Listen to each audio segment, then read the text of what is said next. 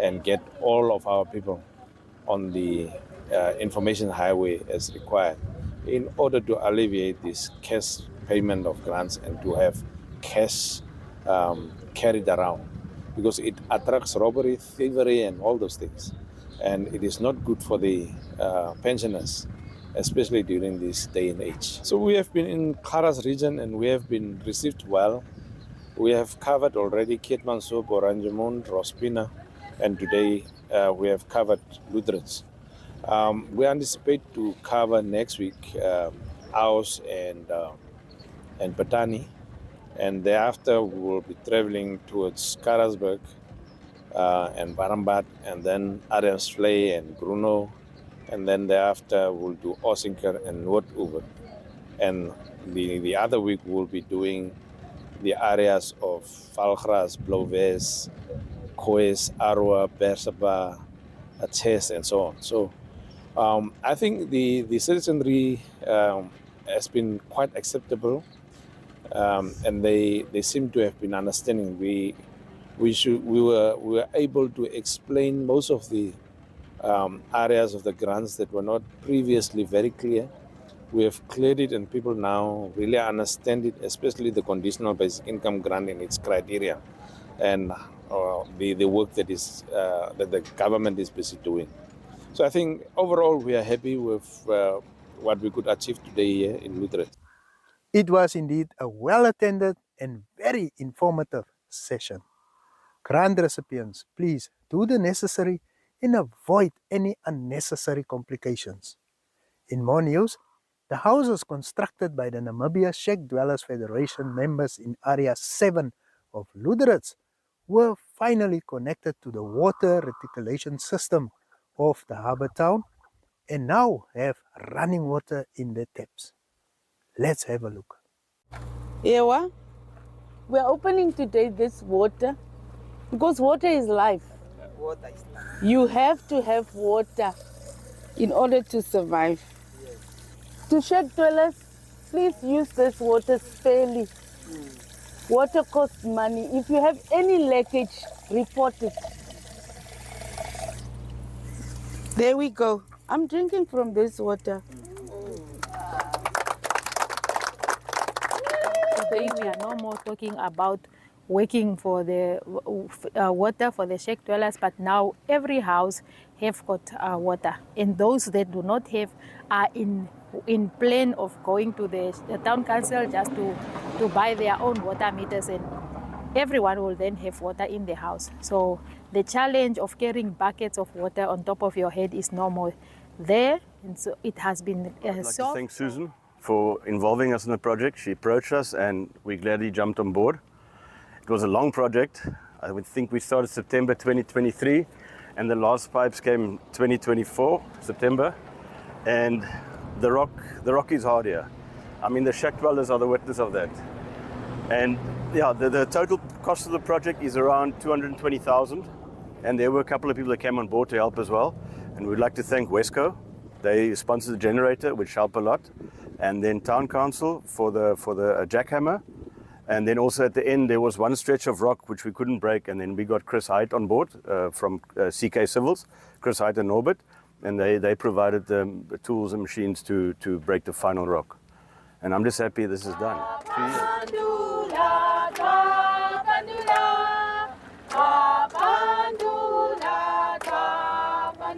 LSS is a service provider in the oil and gas. They came after we have received the request from the members. The members themselves pledged their labor. It was quite a good project to be part of. They had to come every weekend when they are available to dig the trenches. And we thank you, thank yourself for being committed. There's no more carrying buckets from the water point to the house. It's now flushing your toilet, washing your dishes, and showering at the doorstep. What they need to do, the the rest just need to go and pay their prepaid water meters with Town Council. And thank you, local authority, Town Council, the mayor and the councillors for also being there to supply the sand that had filled up the trenches. Stefan, thank you very much. Thank you, thank you. That's it.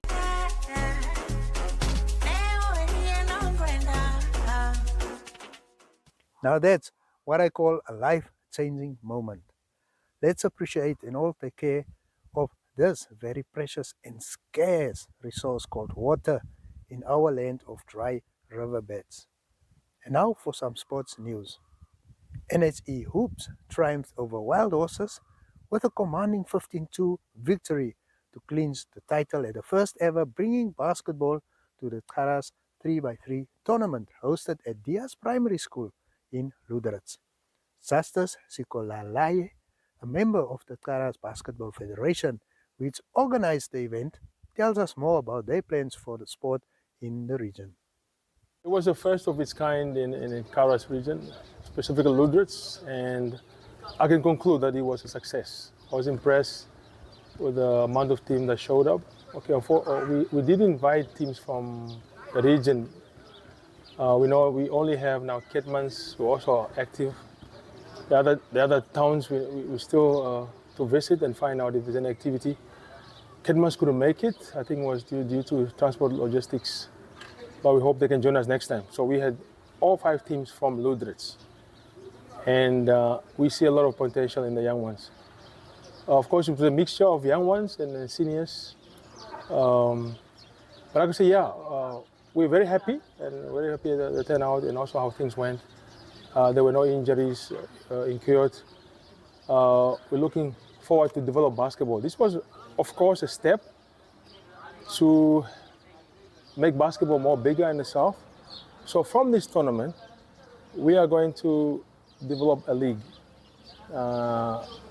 Because of the not so many players we have active here, we're going to start off with a 3-on-3 league, and should we have more players on board, then we will grow into the 5-on-5. But for now, we're happy to start off. This was just a jump start, and we're looking forward to more. Of course, we have needs. We have, this is, like I said, the beginning. And it's spearheaded by basketball lovers who play the game many years. Myself, and I think we have Akim, who also just came in now from Windhoek. And we also have Coach Mike and Steph from the Ministry of Sports. We're grateful to the MBF support. MBF has sponsored us about 20 balls with the hoops. We're sponsored by MBF, and we're really grateful. We're looking for more donors to come on board, or more support from our stakeholders here in Luderitz in the South.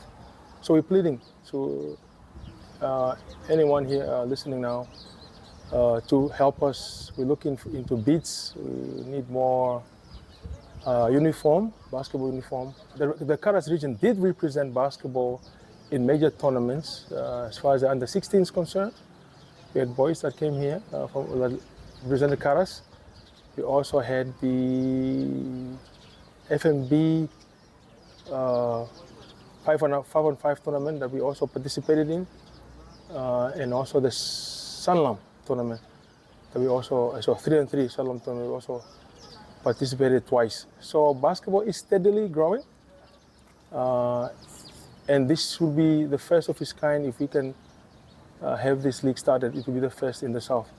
3-on-3 consists of, is a team of 4 players, but it's on the court, only 3 players can participate, and the rules differ from the 5-on-5. Of course, 3-on-3 all play on the same hoop, and it's based on points or the time. Like now, we were playing 15 minutes running time, but should the team score 15 points before the time, before the 15 minutes, then they will take the win. Talent, of course, I look at the ball handling. The kids I mean, like I said, it's the first tournament of its nature here. And if you look at the ball handling, really, I was impressed. And the composure the kids, most of the kids had, the control they had, quite impressive. So we can only grow and become better.